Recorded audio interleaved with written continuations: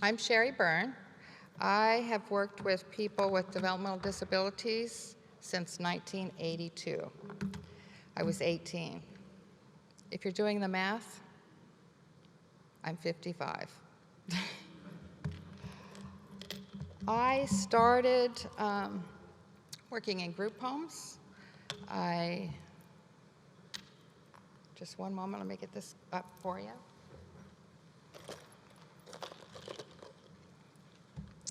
I started working in group homes, then I started managing group homes. Can you guys not hear me? Yeah, is it on now? There we go, great. I think we have it. I started doing direct care, then I managed group homes, and then I was a training coordinator for a corporation. I did that for 15, 16 years before I had Michael Ann, and I had Michael Ann in 1996. And I really believe she and the universe sent me to all this training before coming into my life. She wanted me to know how to advocate for her, how to make her dreams come true. And I think I've done a pretty good job so far. I've fallen short many times, but I think I'm doing pretty good as a parent. In 1999, we moved to Pennsylvania, and we decided I wouldn't work anymore, I'd stay home, so I did a lot of volunteering, parent groups. I held different positions in different groups. I was also appointed by the governor to the State Interagency Coordinating Council, and I've also presented at different conferences, different groups throughout the state of Pennsylvania on person-first language, person-centered planning, self-determination. I'm really big into self-determination and person-centered planning, and I'm going to talk briefly about those things in my presentation. But my passion is advocating for people that are in the minority of people. That's pretty much who we are. Our disabilities are usually complex.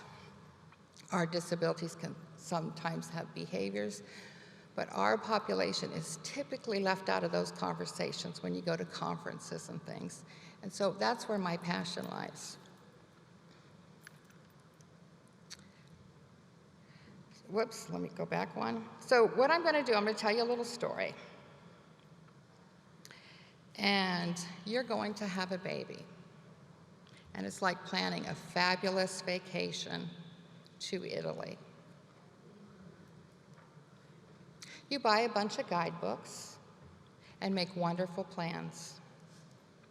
You're going to see the Colosseum, Michelangelo's David, the gondolas in Venice. You're going to learn a new language. It's all very exciting. After months of eager anticipation, the day finally arrives. You pack your bags and off you go. Several hours later, you land. The stewardess comes out and says, "Welcome to Holland." Holland? I'm not supposed to be in Holland. I'm supposed to be in Italy. That's what I've had planned. That is what my dream has been all my life. But there's been a change in flight plans, and they've landed in Holland, and there you must stay. The important thing to remember is they haven't taken you to a horrible, disgusting, filthy place full of pestilence, famine, and disease. It's just a different place. We have Holland out here, by the way. So you go out and buy new guidebooks. You learn a whole new language. And you'll meet a whole new group of people you never would have met. It's just a different place. It's slower paced than Italy, less flashy than Italy, but after you've been there a while, you catch your breath. You look around, and you begin to notice Holland has windmills. Whoops. Holland has tulips. Holland even has Rembrandts. But, wow, I don't know why it keeps doing that. I apologize. Everyone you know is busy coming and going from Italy. They're all bragging about what a wonderful time they've had there. And for the rest of your life, you will say, yes, that's where I was supposed to go. That's what I had planned. I apologize. I do not know why it's skipping so quickly.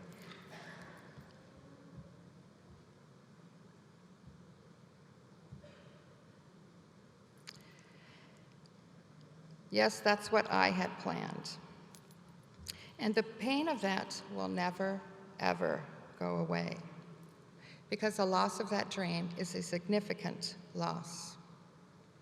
But if you spend all your time mourning the fact that you didn't get to go to Italy, you may never be free to enjoy the very special, the very lovely things about Holland.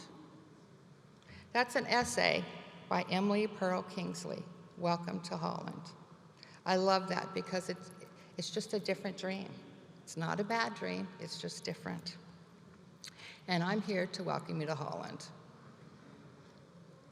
I'm going to show you how to see the beauty in Holland and how to dare to dream. But first, I'm going to introduce you to 3 amazing people who I've had the opportunity to meet in the last month, or someone I've met earlier, and I personally met them all this weekend. First, we're going to start with Josie.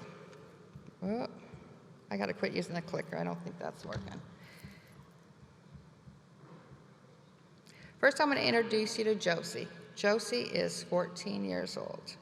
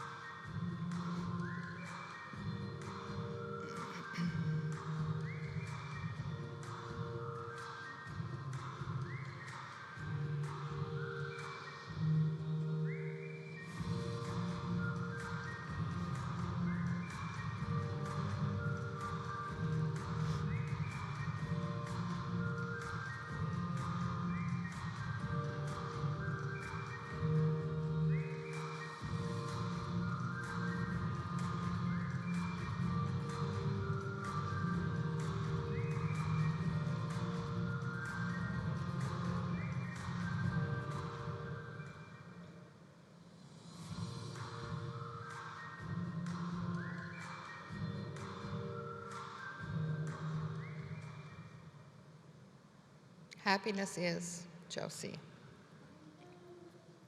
Now let me introduce you to 21-year-old Catherine.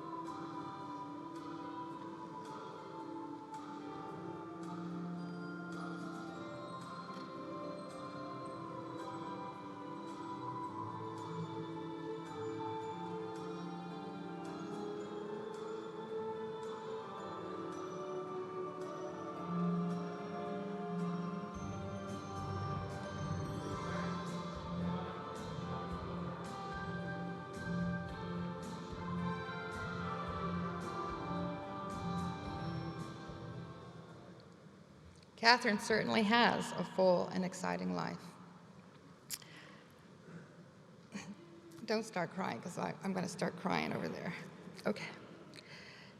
Now I want to introduce you to 26-year-old business owner, Brent, who I heard got his first tattoo this weekend.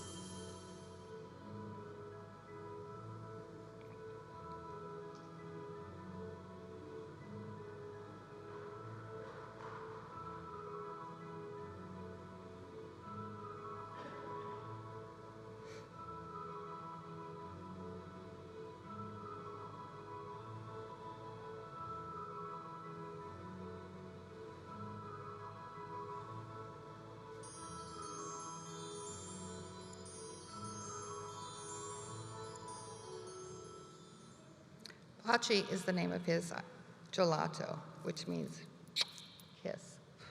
Thanks, Brent. Brent has made over 30 different flavors, some of his own creations. So I want to thank Josie, Catherine, and Brent for allowing us to share part of their stories. And I hope some of those stories inspired you. And if you have a chance to see them before you leave, please thank them. And I know I hear some of you parents out there. I've been in the same place thinking, you know, that's great, that's wonderful, but my child can't do that. My child is too complex to be able to own their own business. My child's too complex to be able to go on a zip line. I'm going to hopefully help you with some of those fears. My daughter, Michael Ann,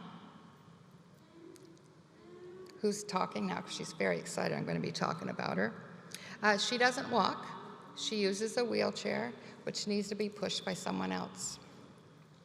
She doesn't talk. She doesn't have an effective and consistent way to communicate. She can't feed herself.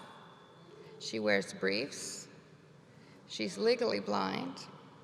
She has difficulty motor planning, making her body do what she wants. Michael Ann has seizures. These are seizures she has occasionally, but she has absent seizures almost daily. Through the years, she's had many different types of seizures. Between 14 months and 3 years, she had 7 status seizures. 3 or 4 of those, she was admitted to ICU. The first one, well, the first 2, actually, they had no idea what it was. They diagnosed her coma-like. It wasn't until the 3rd hospitalization, the doctor, her pediatrician was in the ER, and he said, I think they're seizures. So, which means the first one she had was over 6 hours long. Michael Ann also sometimes checks out and is in her own little world. I caught this one on video where she was engaging with us, and then you could just see it disappear. I don't know why it happens. Sometimes it's sensory overload. Sometimes it's when Mama takes the camera out. She does not like me taking pictures. Or unknown reasons. Most of them, I have no idea why she does that. Michael Ann hand mouse. She has calluses on her thumbs and fingers. Michael Ann hand rubs. She blows raspberries. There you are, honey. She has a lot of complex needs. But it's important to remember, she is not her disability. Your child is not his or her disability. We are more than a disability. If we argue for those limitations, we're going to have those limitations. So we need to start arguing for the possibilities. How can we make something possible?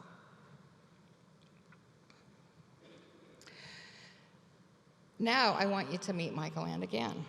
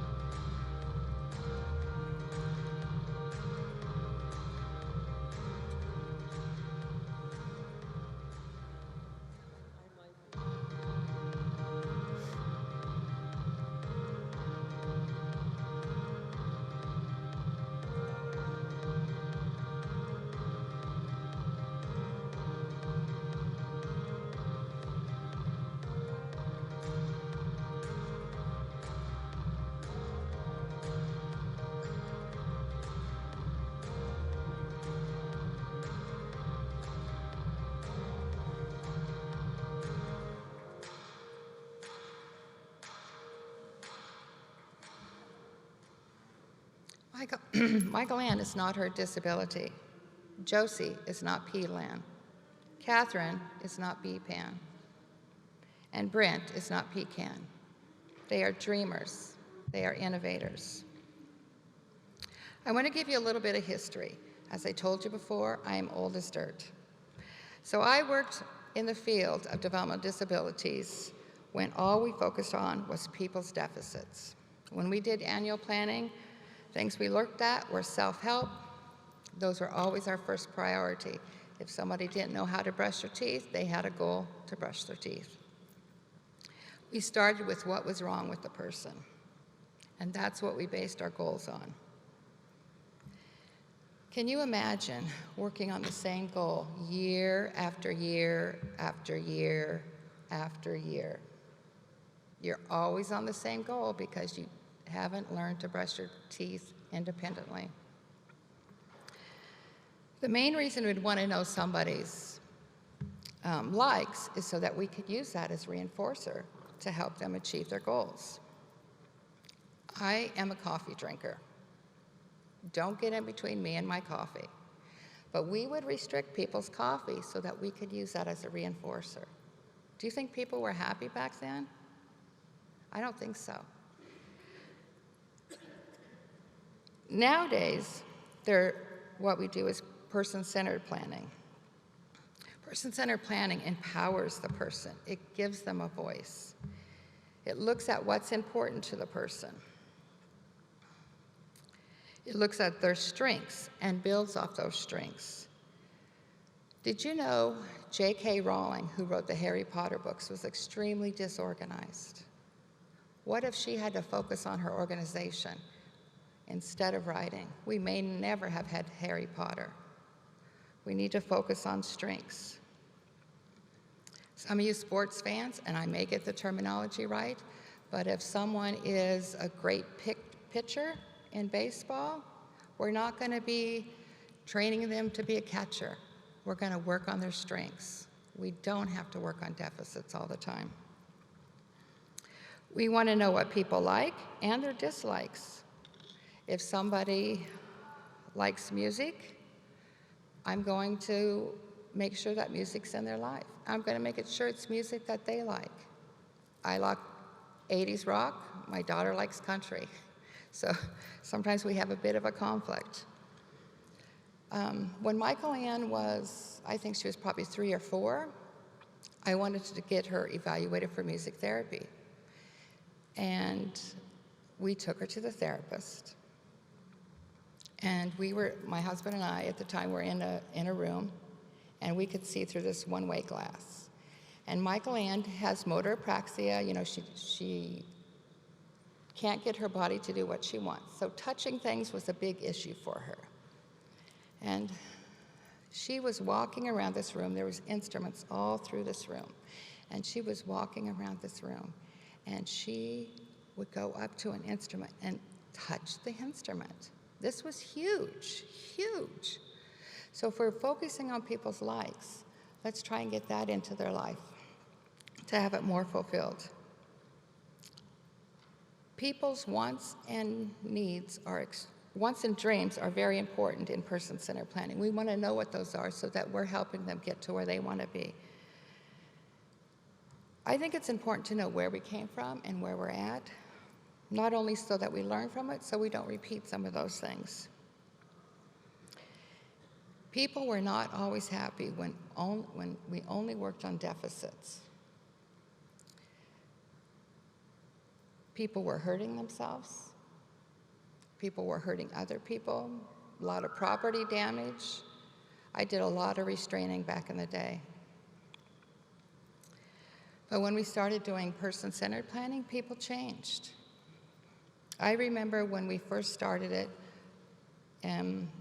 I've worked previously in Nebraska and Montana professionally, and when we first started, when I was in Montana, I would go up to people I supported, and we were working on their plan, and I would ask them, what's your dream?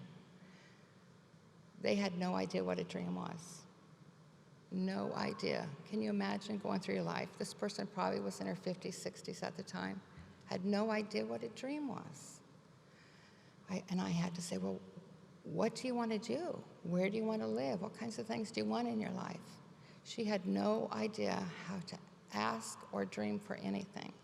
It's really, really sad at that age, not even knowing what that is.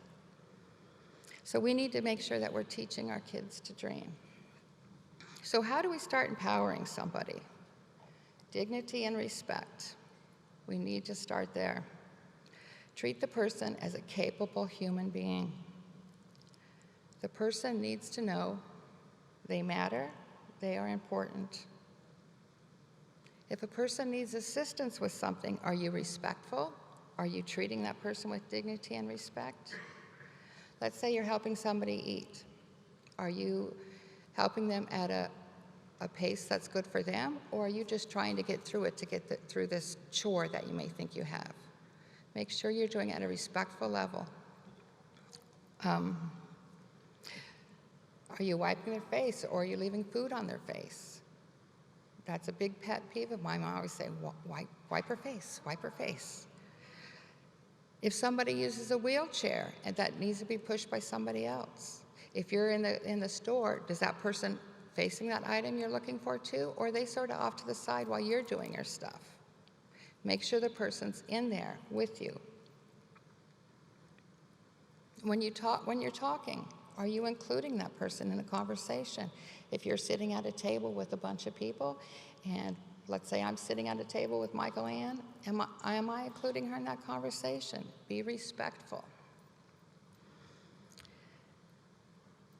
When I started to do this presentation, put it together, I thought it was really important for you guys to see Michael Ann with some of her disabilities. And I talked to Michael Ann about that.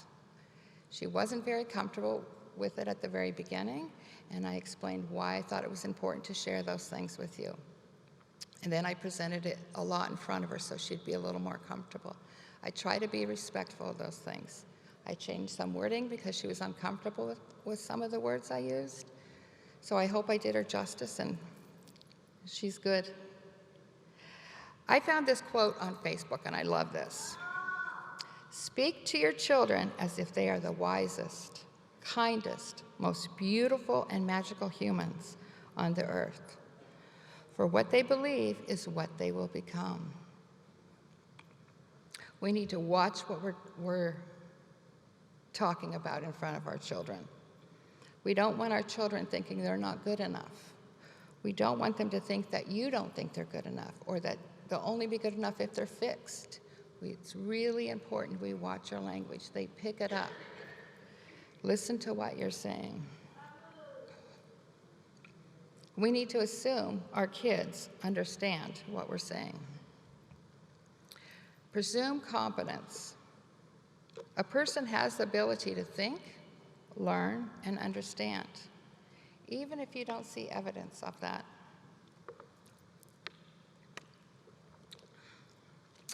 When Michael Ann was in high school, we used a lot of nursing agencies to provide aids for her in school because we hired our own aides.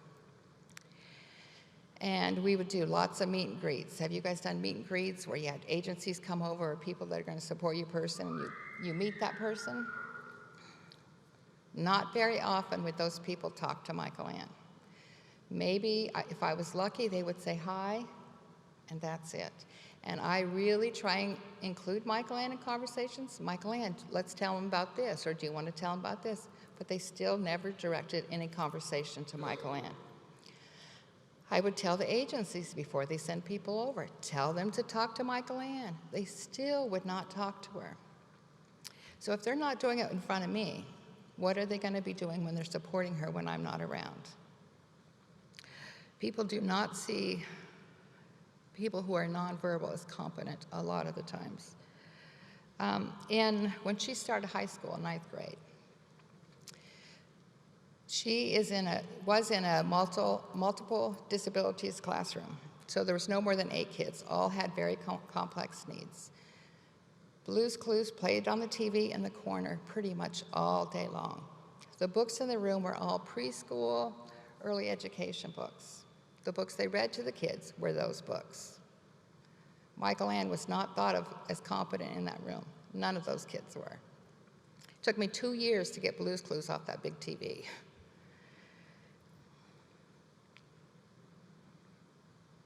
People know if you do not think they are capable or competent. Most people, when they meet Michael Ann, presume she's not competent or capable. A couple of months or so ago, I got a message on Facebook. It was a relative of mine. And she said, "Why are you pretending to talk to Michael Ann on Facebook?" At first, I was like, what the hell? What do you mean pretend? She's not dead. And I was so taken back by that. And the thought that came to my mind, Norman Bates. Do you guys know Norman Bates from Psycho? He talked to his dead mother all the time. And I'm thinking, what the hell? Why does she? I didn't understand. I did try and educate her a bit, and if people want to think I'm Norman Bates kind of crazy because I talk to my daughter, hey, I'm Norman Bates crazy. I'll wear that with pride. So we also need to make sure we have high expectations for our kids. The school did not have high expectations when they were playing Blue's Clues, reading those preschool children books.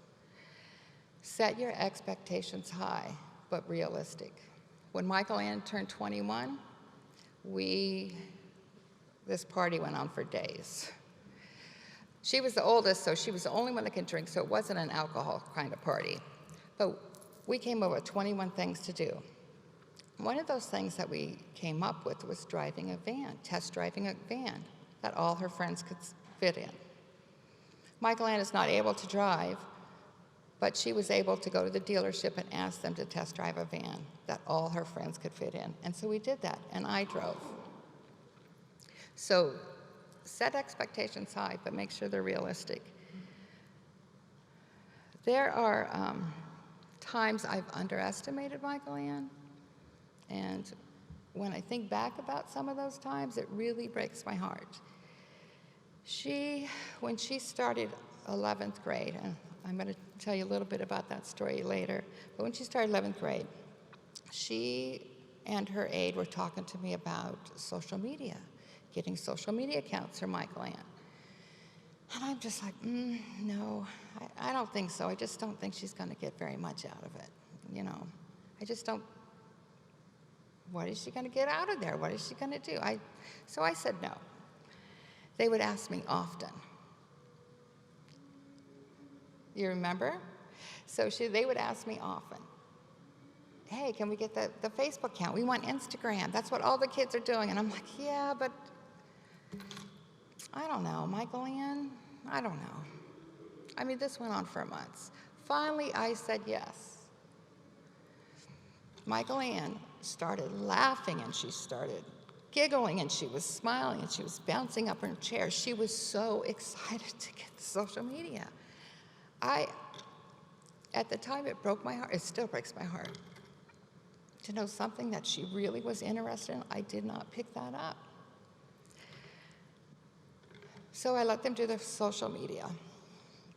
When we went to friend request people, as I told you, Michael Ann needs a lot of assistance to do things. So friending people would be hand over hand for her. But when she got to friends she knew, independently she went out with the index finger, huge, touched the iPad, touched the button. It was amazing. It was amazing. Finding things that she likes, that she really wanted, and she's doing things that we've been trying to teach for years because she's doing something she wanted to do. We need to listen to the person, assume they're competent. Listen. We need to listen with our ears and our eyes. Only 7% of communication is actually words. 7%. So we need to be listening. We need to watch the nonverbal. We need to watch the body language. Watch facial expressions. What is that facial expression telling you? Michael Ann uses eye gaze a lot, so where are their eyes going? What are they looking at? What do they want? Have you ever been talking to somebody and they're sort of looking off somewhere? They're not saying anything with their words, but to me, they're not really listening to what I have to say. We notice a lot more nonverbal than we do words. Listen to people's vocalizations. Michael Ann raspberries a lot. I can be in another room and I can tell if she's upset by how her raspberries sound. I can tell if she's having a seizure a lot of times because she'll be doing raspberries, and then it's quiet. I'm like, she's having a seizure. And I go check, she's having a seizure. So I have a lot of that. I'm in tune to a lot of Michael Ann's sounds, knowing what they mean. Watch somebody's muscle tones. If you're doing something with someone and they tense up, is that hurting them or are they not wanting to do that? Pay attention. People need to know what they say and do is important. They need to have power in their life. So give them that voice. If anybody's seen Carol Page's presentation on augmentative and alternative communication, it was a wonderful presentation. But she had this slide, Communication Bill of Rights. That is an excellent, excellent document. If you have time, I would Google it and look for it. People need to have rituals and routines. They help guide us through the day. They make us more comfortable. Have you ever been driving home, from work or from wherever, and you're like, oh my God, how did I get here? I just left work. I don't remember passing such and such. You are on automatic pilot. You just got there. That's why it's important to create routines. If you're I can't even talk now, taking a shower, have you ever skipped a step? Not on purpose, you just forgot it. Does that throw your whole day off? You're like, oh my God, I forgot to wash my underarms. It throws your whole day off. We ourselves have those rituals. We have those routines. So we need to make sure we're building it in and helping our children. It helps them, give them positive control over their life. If you're helping somebody bathe, for example, make sure you're doing it the same routine. Every person that bathes that person. Let's say you have to have somebody help bathe you, and you have multiple people bathing you. Each of them bathe you differently. One person washes your hair first, rinses it out, maybe washes your arms. Another person, maybe they wash everything first and then your hair. Maybe one person lathers the hair but doesn't rinse till it's all done. You don't feel like you have any control. Can you guys just imagine that? Every time somebody showers or bathes you differently, they have no control in their life. They have no idea what's coming next. Let's create those routines. Let's make sure people know what's coming next. Not only does it help the person feel more comfortable, you are helping them learn. As I told you, Michael Ann has a lot of motor planning things. A lot of how she dresses is routine. This arm first, this arm second. And she learns that. She knows what comes next. She'll give you her arm. Bathing, she's starting to do the same thing, giving us the arm that we wash next. So if you build those things in, they know what comes next, and they don't have to think about it. Like driving and you wonder how you got where you are, they won't have to think about it. That muscle memory is building in there. I think it's important that you create a vision for your child. You don't want to have their vision. You don't want to use their dreams. You want to use your own. So I created this probably when Michael Ann was younger than 16. These are her vision, or the vision I had for her. I want Michael Ann to have her own dreams and goals that she achieves or changes or modifies as she chooses. Can you imagine at the beginning of the year if we do a New Year's resolution and we have to keep that goal all year long? I don't even make it past the first week typically, So she should have those same things. If she has a goal and she wants to change it a week later, okay. Michael Ann is treated as exceptional and intelligent person she is. Michael Ann has many meaningful, lasting relationships. And Michael Ann is treated with dignity and respect, especially by the people that support her. If they're not treating Michael Ann with dignity and respect, how is anybody else going to be treating her that way? So I just think it's important for parents to have their own goals for the child, so you know what you want for your child. This is what I want for Michael Ann, and I think she has most of this. I wanted to give you a couple resources, and the NBIA Disorders Association is going to be putting them out on their website, I think. But these are just really easy things to give you a little bit of information. 50 ways to bring out your child's best. One of those was set high expectations, but be realistic. Development through self-determination. That has lists that go from birth to adult, so it gives you an idea of what kinds of things you could be working on at a certain age. Now, before I leave you, I'm going to tell you a few more stories. I'm going to try not to cry through them, but I hope they inspire you. I hope they get you thinking about things that are possible for your child. Michael Ann, when she started the 11th grade, well, let me back up. Typically in special ed, we just got a schedule sent home. Here's her schedule for the following year. Sign and send back. She had no choice in what she was taking. No choice in the curriculum. And by the end of 10th grade, 2 years of Blue's Clues, we want to try and get the hell out of the room as much as possible. So I found where the classes were listed, that extracurricular classes, art classes, things like that. And so we looked through them, we talked about it. Michael Ann likes to look good. She likes jewelry, she likes her makeup. So they had a jewelry class, how to make jewelry. It was a combination jewelry fiber arts class, but I signed her up. They started a life skills cooking class, I signed her up. And I signed it, and I sent it back. And I held my breath. No one said anything. So here we start 11th grade. And she was in those classes. I have to tell you, though, I was really nervous. I'm putting her in a jewelry class. Those fine motor skills, do you need a lot of fine motor skills for jewelry? I was wondering, would the teacher accept her? Would the students accept her? Would she be too disruptive? I was scared, but I thought it was important for Michael Ann to try. Michael Ann used to come home after school and take a nap. She'd pass a room. If you passed a room and didn't bring her in there, she would get really fussy because she wanted to go to her room and take a nap.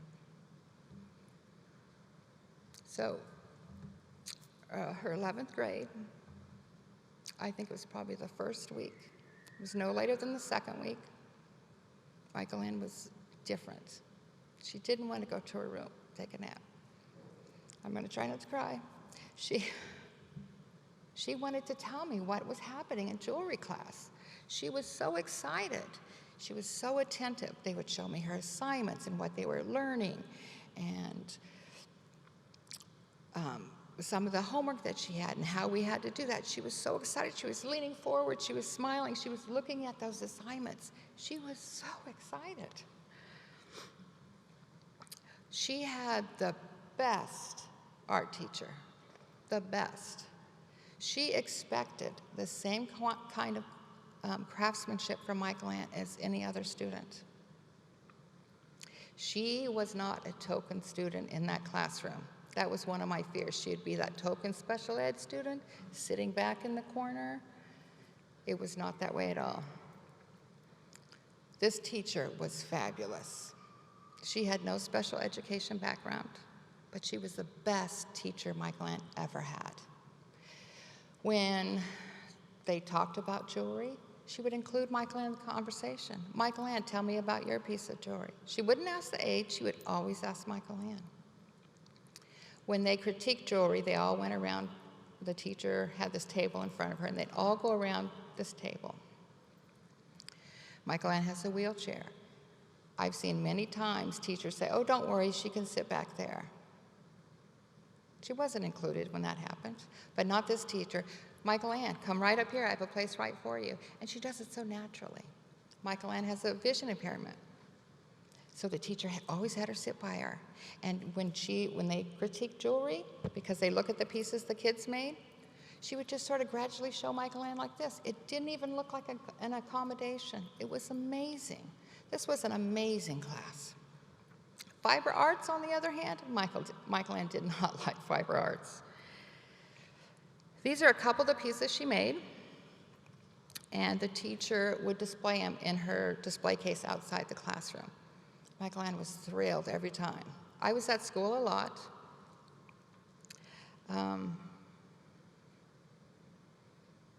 Because I would go and do her personal care, because new people that worked with Michael Ann did not do personal care. But when I would come to school and she had a new piece of jewelry, she always wanted to show me those new pieces. The ring that's there, this was all from a piece of wire that was twisted. And that flat piece there, that is called forging. You have to pound that piece down. She loved forging. She loved pounding. When I was doing homework assignments with Michael Ann that she had, I told her she doesn't like to hang on to things very long. She doesn't like to touch things. We were doing an assignment, so I'm hanging on to the wire and put Michael Ann's hand around the pliers. I put my hand over hers, and I'm holding the wire, and we're twisting. Typically, Michael Ann would hold something for just a second or two and let go. She hung on to those pliers with my hand over hers. Well, it was an extended period of time for her, and we twisted that piece of wire, and we twisted. And then when we were done twisting, I let go. She's still hanging on to those pliers. This is huge. That is not something Michael Ann would do.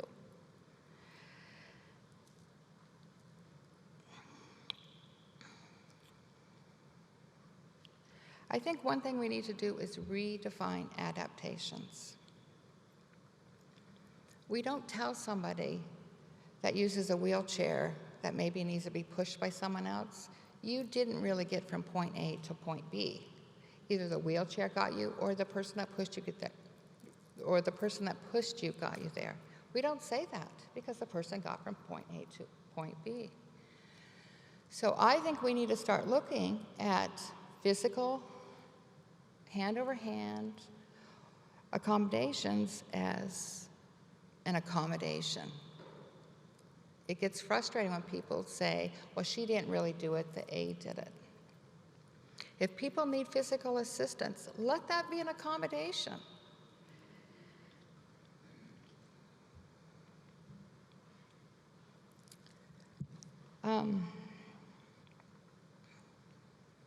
I want to show you another video. This is Michael Ann. She was going to do a presentation for a special ed class. So she's working on forging something, or no, she was stamping something into metal. But I want you to look, I wasn't even doing hand over hand anymore. She was independently grabbing the hammer. And that is huge for Michael Ann, and that tells you how much she loves jewelry. So let me show you this video.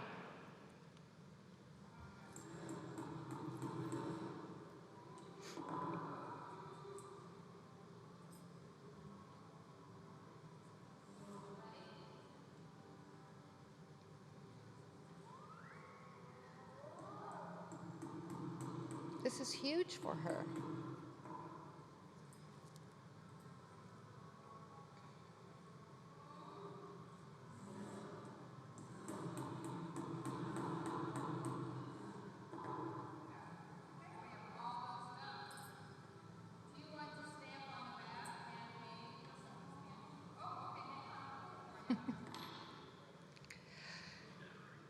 I just love that because I think it shows how much she really likes jewelry. If any of your kids or anything have motor planning issues, you know how tough that can be sometimes having them plan to do what they want to do.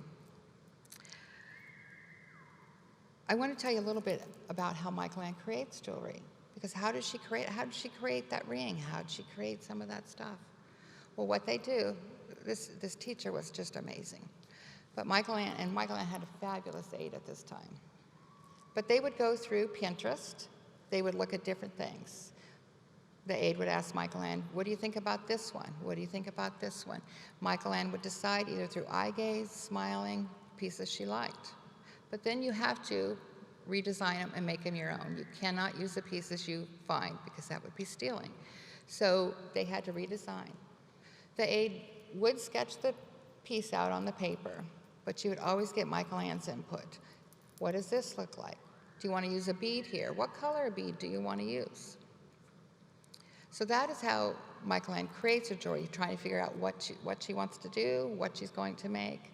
A lot of eye gaze, a lot of questions, a lot of researching to find things for her. Here is Michael Ann doing that presentation to her special education class. She's in her stander there. We adapted the presentation so she has a switch so she can fast forward to the next slide. And let me tell you, that was her first presentation. She was so excited to do it. She has actually, she's actually taken a number of special or regular ed classes now. She took an entrepreneur class, and she had to give speeches in there. And she loves to stand up and do that. She gets so excited. She gets excited creating it. She was taking photography at this time too, so the pictures we took for that, we had this little, it was actually a selfie stick, and I connected it to her iPad so that she could take a picture with the selfie stick pushing the button. So then she created a business. She created a business creating for jewelry, and her business name is I Am. This is some of the things that she had worked on previously. Those are all washers you buy at the hardware store. She decides what color she's going to color them, and she uses an alcohol ink to color them. When they're dry, then we stamp on there. I help her position the stamp so it's centered or however she wants it, and then we put it on. Here are some of the pieces that she's made. And I think she sold most of her pieces. We've been on a hiatus since graduating school last year because I haven't found the right person to help her succeed in the jewelry business, but we are still looking. Also during that 11th grade, she made friends. Michael Ann had never had friends since early elementary school. Having friends changed her life too.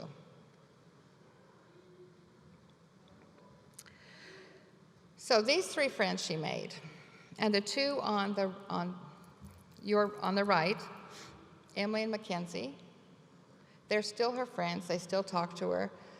Occasionally they'll still do things together. And this was 5 years ago. But then one day I get this phone call from school. Phone calls from school are not unusual, but it typically wasn't a good phone call. And it typically wasn't about Michael Ann doing something, but I get this phone call from school. It was from the special ed supervisor. And they said, Sherry, I have so-and-so here with me, and you're on speakerphone. And I'm like, what the hell is going on? I'm thinking something really has happened. They tell me Michael Ann has been nominated for Homecoming Queen. You need to understand, her senior class had over 600 kids. 600. And of course, I start crying. And I said, are you kidding me? And they're like, no. And they're telling me all these plans that they have to do and telling me what the schedules are and all that. And I'm just still a little blown away. And so then I asked, I said, so was this just like you drew it out of a hat? How did she get nominated? And they're like, no, Sherry, this was a popularity vote. Michael Ann had enough votes to get on the homecoming court. So, homecoming comes. It was her first football game she's ever attended. Let me tell you, Michael Ann loves her sleep. She likes to be in bed by 8 o'clock. So I wasn't really sure how this was going to go, because if you go to football games, they're late, past 8 o'clock, but she won. Look at her smile. This meant a lot to her. That night, she was up till after 1 a.m. in her bed. She was giggling and she was smiling. Things you don't think mean a lot can mean a lot. It was amazing. I just have no words for that. So, homecoming queen. I don't know if it was the next day or a couple days later, I start getting phone calls. Local news stations. Then I get calls from other places in the country. The Today Show, Cosmopolitan, People, ABC in New York. tons of phone calls. People were interviewing me about this, asking about Michael Ann's wish. And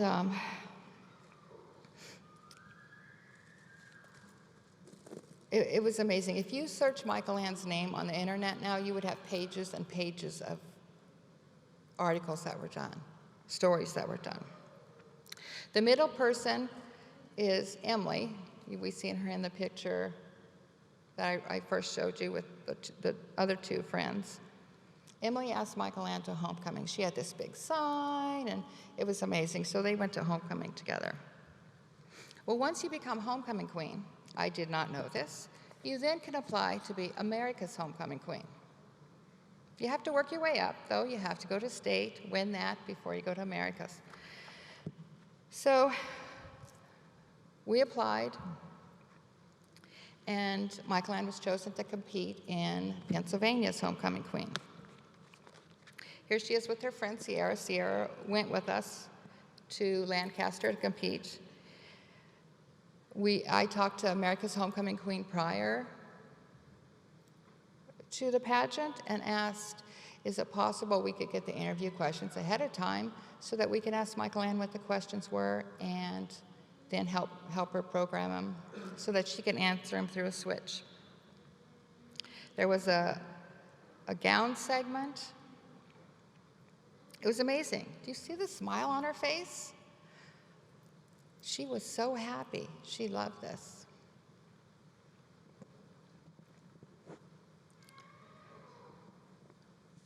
So I hope I've given you some things to dream. I hope I've inspired you with some of the stories.